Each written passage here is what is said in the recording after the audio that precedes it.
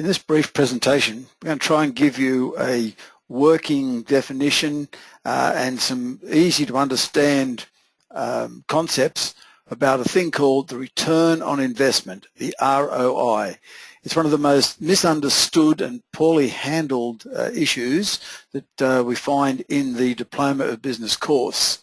So the idea here is simply to give you some simple ways of identifying the ROI and understanding how it's used and why it is actually used.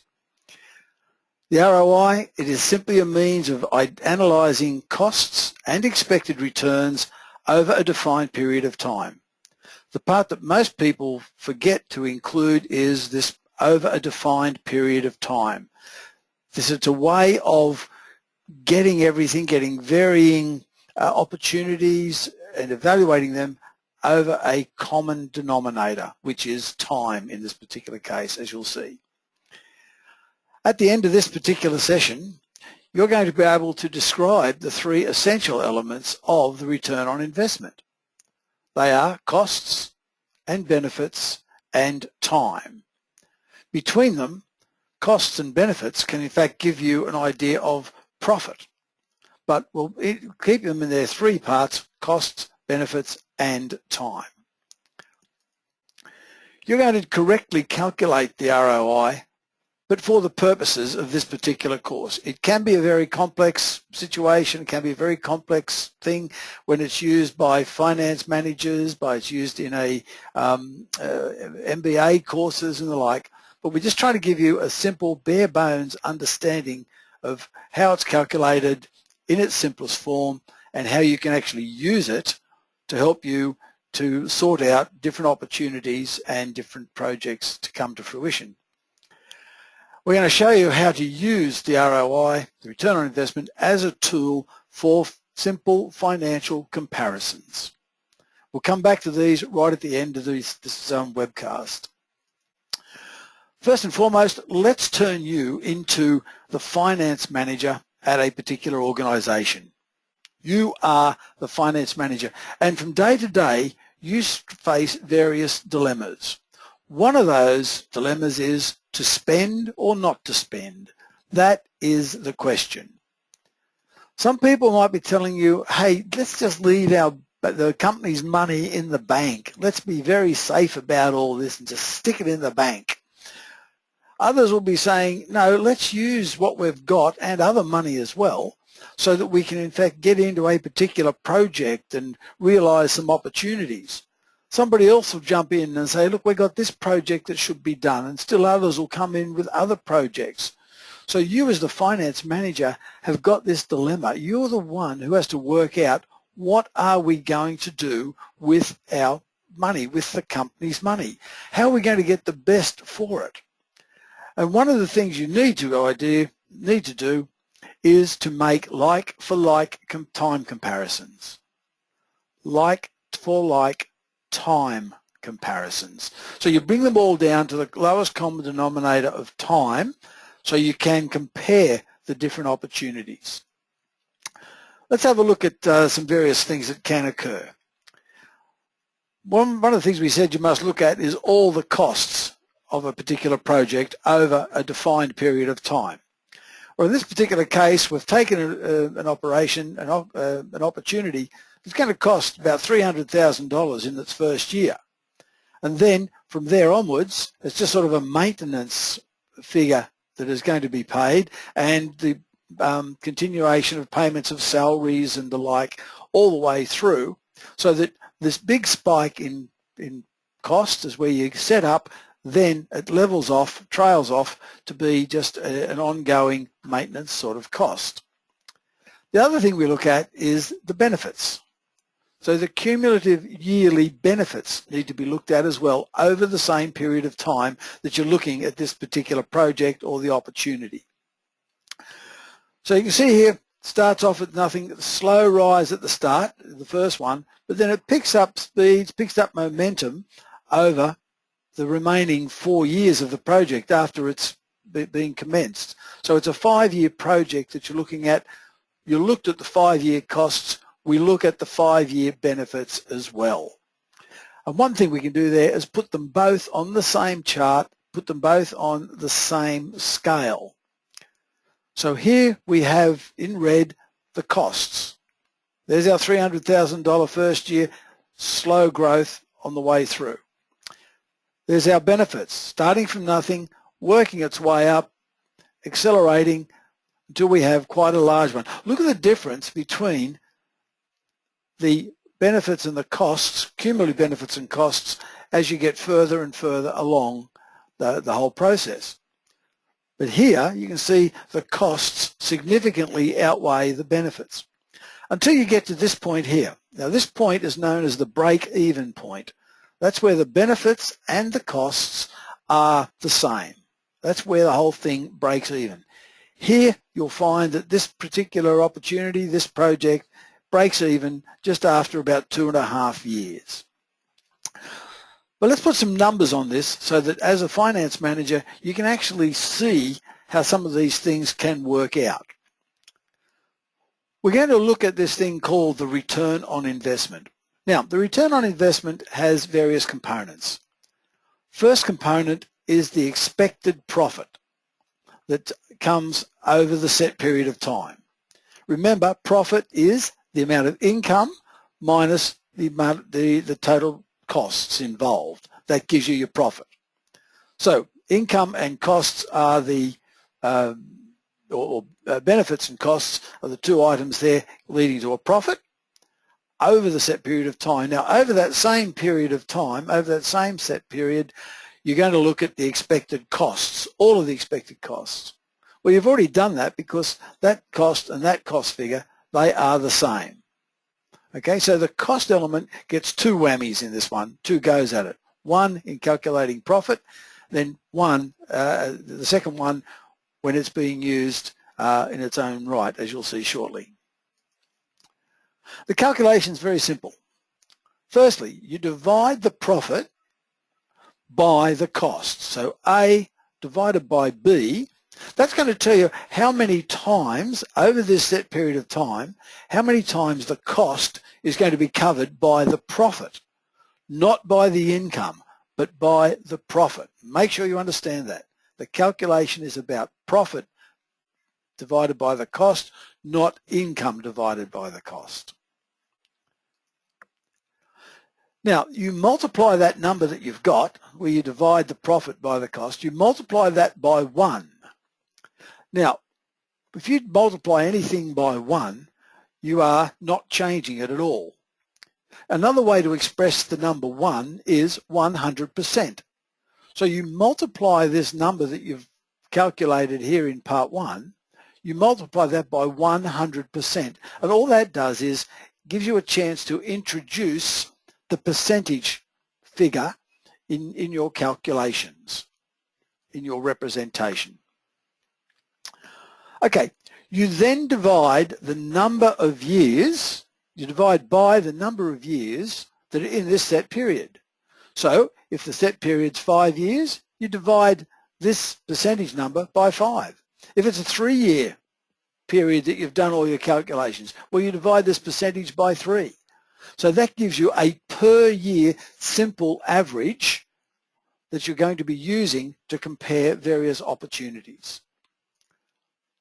Now, the expression, when you've finally got the number, you express it as so much percent per year over the N years, over the number of years that you're doing the evaluation. For example, 30% per year over a 7-year period, or over 7 years. Notice you're using per year. 35% per year over 5 years, whatever. But the important thing is you are getting this per year figure. It's not per annum, by the way, it's per year, because it is a simple average that you're working, not a compound average. Excuse me. So you need to have those elements in there, the percentage per year, because that's what you're comparing, over whatever number of years the calculation is being set. So note that these examples we're about to use are highly simplified.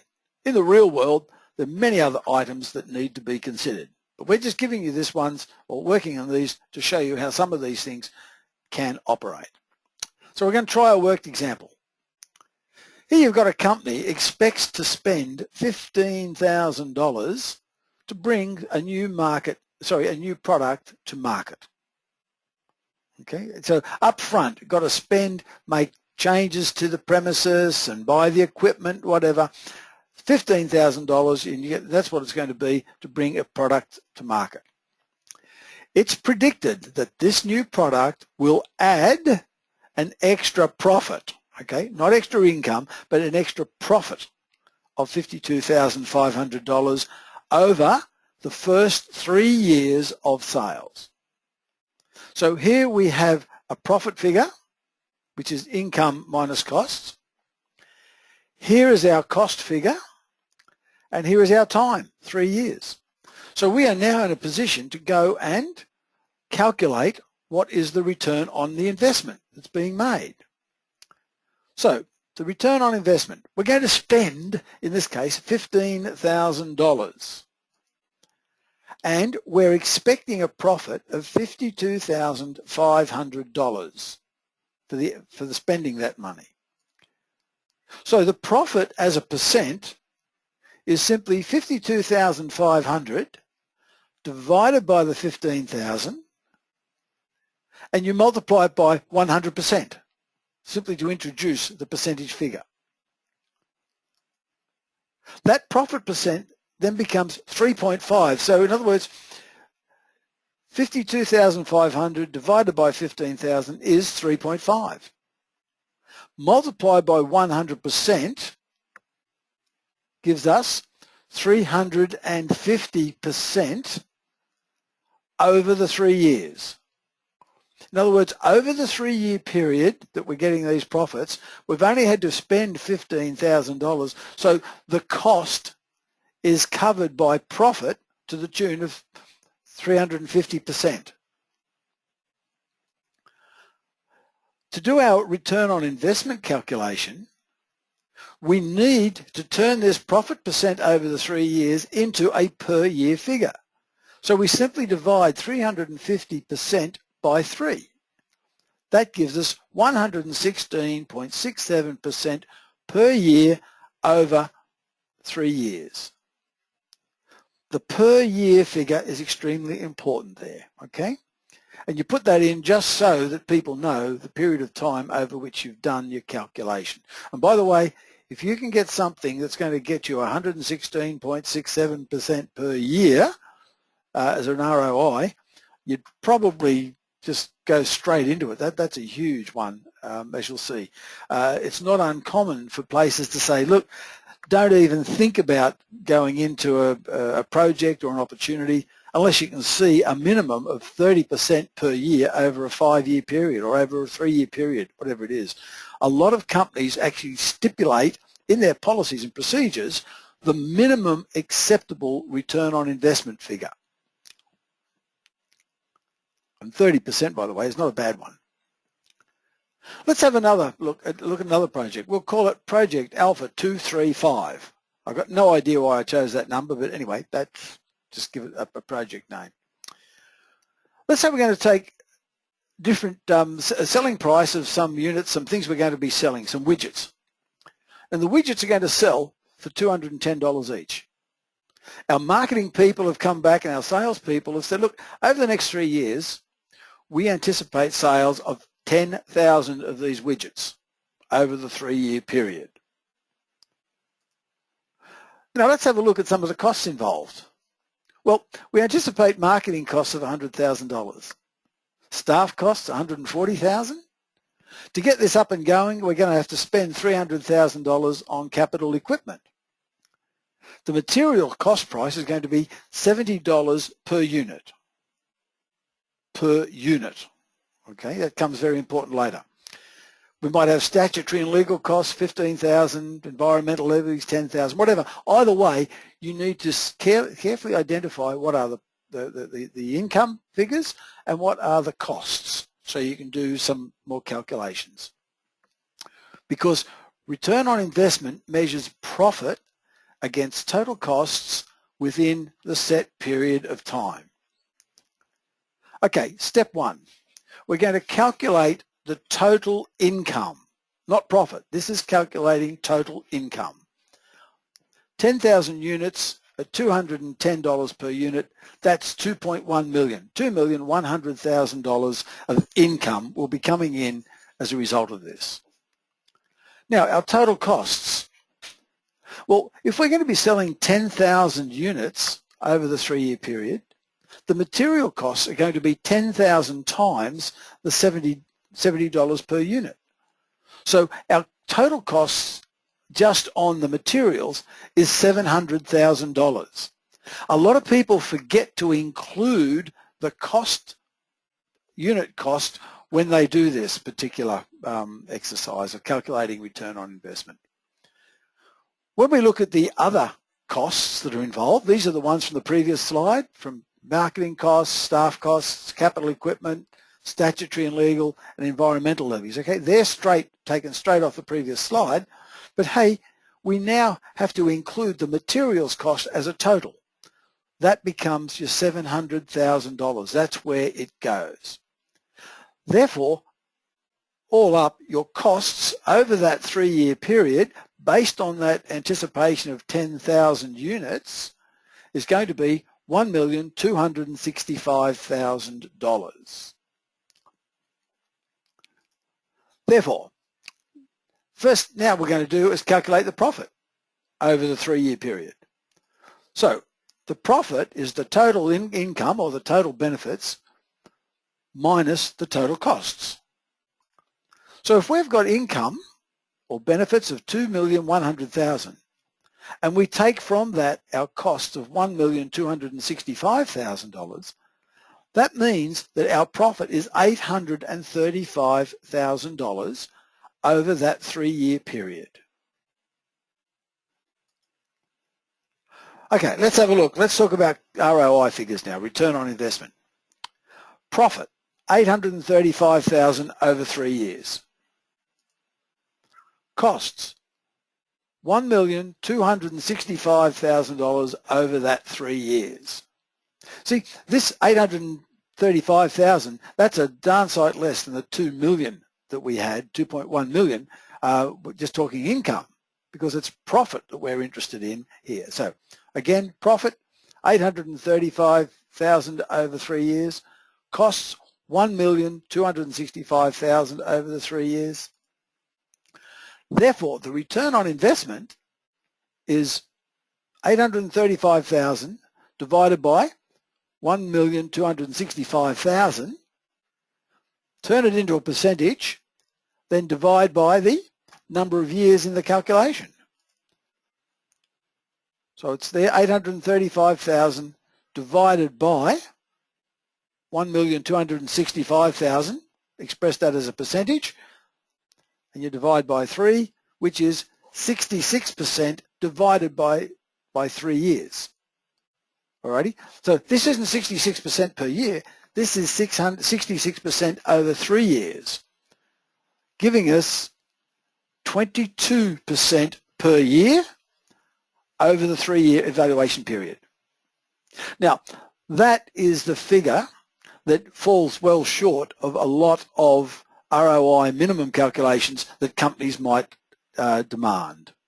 But at least by knowing what the figure is, you can compare different opportunities, you can compare different projects that need to be done. So you'd probably go for, from a financial perspective, go for the highest of the ROI, return on investment figures. Okay, so there you've got it. As I said at the start, at the end of this session, you should be able to describe the 3 essential elements of a return on investment, which are costs, benefits, and time. And costs and benefits, as you know, can in fact give you the profit figure. You'll correctly calculate the return on investment. For the purposes of this course, it's a simple one that we're using, and the whole idea, the whole reason for this is to give a consistent tool for financial comparison of different opportunities or projects that are plaguing the finance manager in your company, or particularly if you are. Remember, there are lots and lots of other things that go into the calculation of your return on investment, but let's keep it simple. There's the concept. It is a method of analyzing costs and the expected returns over a defined period of time.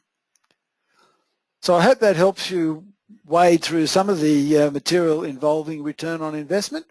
It really is a simple calculation. It is simply a number to help you compare opportunities, and in a lot of companies they set the minimum ROI that they're going to be interested in before spending the company's money. So hopefully that's going to help you. Enjoy what you're doing, and you'll probably be able to use that in your marketing unit and also in the sustainability unit and possibly in the managed risk unit. So good luck with it, and if any problems, contact your trainer. Cheerio. Bye.